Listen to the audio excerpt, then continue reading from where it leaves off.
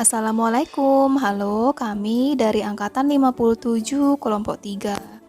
Kali ini kami akan membahas isu COVID-19 dari segi pendidikan dan kesehatan. Sebelumnya, saya akan memperkenalkan diri terlebih dahulu, anggota Kelompok 3 dari Angkatan 57.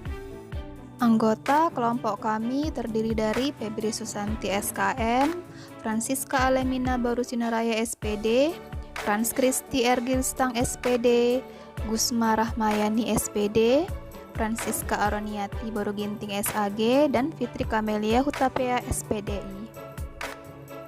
COVID-19, virus ini bermula dari kota Wuhan, tepatnya di Tiongkok. Virus jenis baru ini telah menyebar ke berbagai belahan negara di dunia yang menyebabkan timbulnya penyakit coronavirus disease 2019 atau yang sekarang kita kenal dengan COVID-19. Virus COVID-19 menyerang sistem pernapasan dan dapat menginfeksi siapa saja, baik bayi, anak-anak, orang dewasa, maupun lansia. Hal inilah yang menyebabkan COVID-19 memiliki tingkat penularan yang tinggi karena menyerang sistem imun yang lemah dan masyarakat yang rentan. Salah satu cara yang dapat kita terapkan untuk mengurangi penyebaran virus COVID-19 adalah dengan mematuhi protokol kesehatan.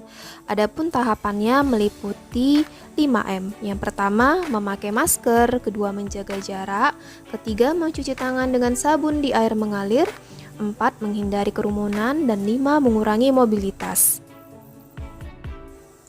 Saat ini pemerintah juga sudah melakukan vaksinasi sebagai bagian dari pencegahan penularan COVID-19 untuk masyarakat. Adapun tujuan dari vaksinasi yaitu yang pertama merangsang sistem kekebalan tubuh, kedua mengurangi resiko terjadinya penularan COVID-19, ketiga ketika tertular COVID-19 dampaknya tidak berat kepada kita, yang keempat mencapai herd immunity atau imunitas pada kelompok. Dampak positif pandemi COVID-19 bagi dunia pendidikan. Dilihat dari kacamata umum saat ini, pandemi corona memang banyak menimbulkan ancaman bagi dunia pendidikan. Namun kita dapat melihat dari sudut pandang berbeda sehingga ancaman dapat dirubah menjadi peluang untuk memajukan dunia pendidikan. Pandemi COVID-19 yang dinilai membawa begitu banyak dampak negatif, ternyata juga membawa dampak positif bagi dunia pendidikan. Dampak positif ini dapat memotivasi untuk melewati masa-masa sulit agar tetap fokus meraih tujuan pendidikan Indonesia yang lebih maju. Dampak positif pandemi COVID-19 bagi dunia pendidikan. 1. Memicu percepatan transformasi pendidikan. Pandemi COVID-19 yang datang tak diundang menyebabkan penutupan sekolah-sekolah dalam upaya menghentikan penularan COVID-19. Sebagai gantinya, pemerintah telah memberlakukan sistem pendidikan jarak jauh atau PJJ. Sistem PJJ yang berbasis teknologi tentu mengharuskan lembaga pendidikan, guru, siswa, bahkan orang tua siswa agar cakap teknologi. Hal ini memicu percepatan transformasi teknologi pendidikan di negeri ini. Ini tentu berdampak positif karena penggunaan teknologi dalam pendidikan selaras dengan era revolusi industri 4.0 yang terus merangsek maju. 2. Banyak munculnya aplikasi belajar online.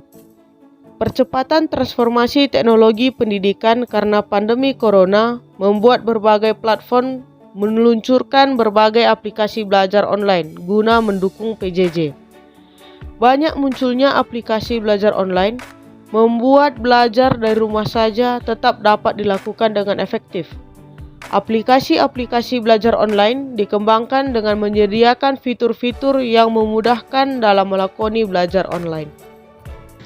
3. Banyaknya kursus online gratis. Kursus online gratis mulai marak di tengah pandemi COVID-19.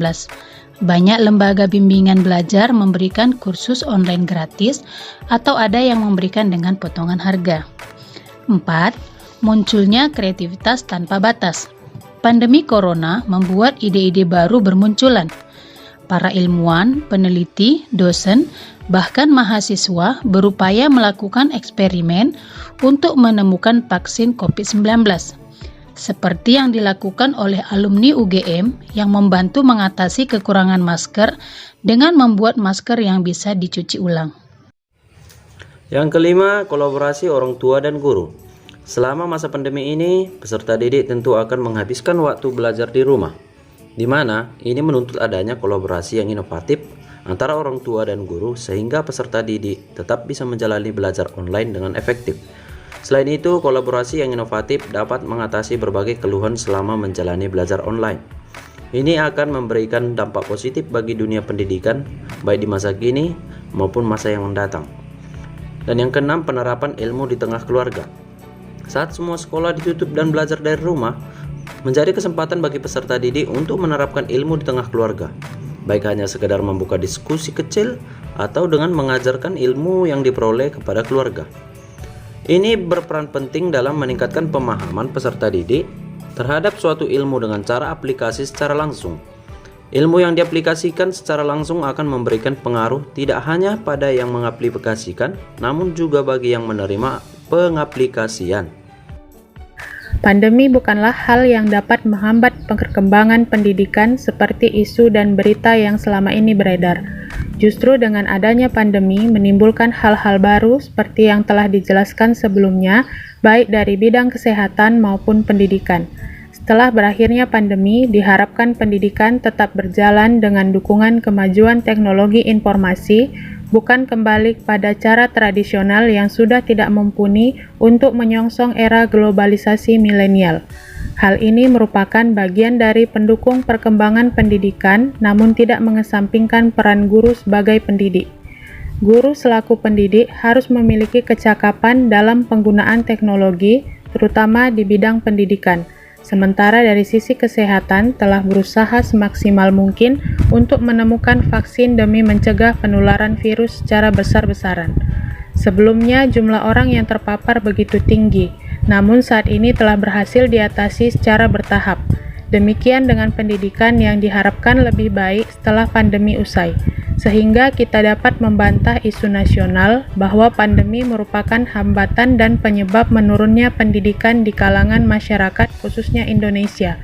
Hal ini tidaklah benar sebab pandemi merupakan ujian yang diberikan Tuhan untuk kita hadapi bersama dan menjadikannya sebagai pengalaman yang berharga dengan menambah pengetahuan dan meningkatkan wawasan. Sekian penjelasan dari kelompok kami berupa podcast mengenai isu nasional. Semoga bermanfaat. Terima kasih sudah mendengarkan podcast ini. Assalamualaikum warahmatullahi wabarakatuh. Salam sejahtera untuk kita semua.